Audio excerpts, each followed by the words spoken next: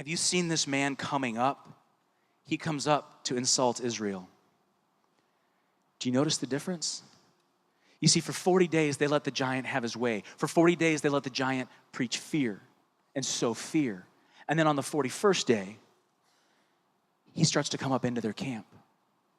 See, because that's what bullies do. That's what giants do. That's what fears do.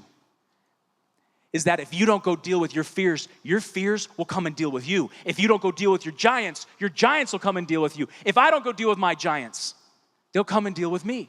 Those stresses, addictions, fears, anxieties, those things we refuse to hand over to God, those things that we think we can fight on our own, those moments that we feel like such failures when we tend to forget all the moments that God's moved in our life, all the encounters, all those times that God has shown his faithfulness. We forget those times when we're facing our giant. We only remember our failures.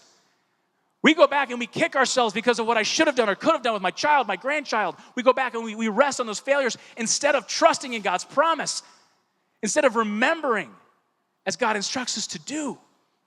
My brothers and my sisters, if you don't deal with your giants will come and deal with you. And this is something that I've had to learn, the hard way. That's the beauty of the sacrament. The sacrament's going to grow you in ways that you would never desire to grow yourself, ever. That's the beauty of it. The sacrament roots out all that is human and leaves only what is divine. It roots out all that stuff inside of us that's not of God. It brings it to the surface. When my wife and I go do marriage prep with couples, and we'll say, you're going to go through a lot of battles, but you have to understand that you're going to have to fight side by side. You're going to go through battles, and everything that's right about your relationship, everything that's right, when God sends you children, gets better. Oh, it gets better.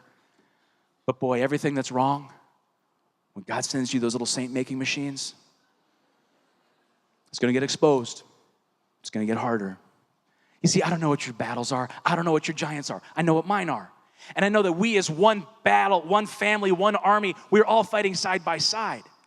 But you see, unless you and I are willing to face our own giants, fight our own battles, we can't talk about a larger battle plan. The marching orders that God really gives to you is, come walk with me. Come walk with me. That's the marching order. That's the battle plan. You need to be in relationship with me, intimate relationship with me, sacramental relationship with me, so that when you are standing across the battlefield, when you're falling on your knees in prayer and you're realizing these things that you're struggling with, that you're afraid of, you remember that I am bigger than those. We don't tell God how big our problems are. We tell our problems how big our God is. That's how we're victorious.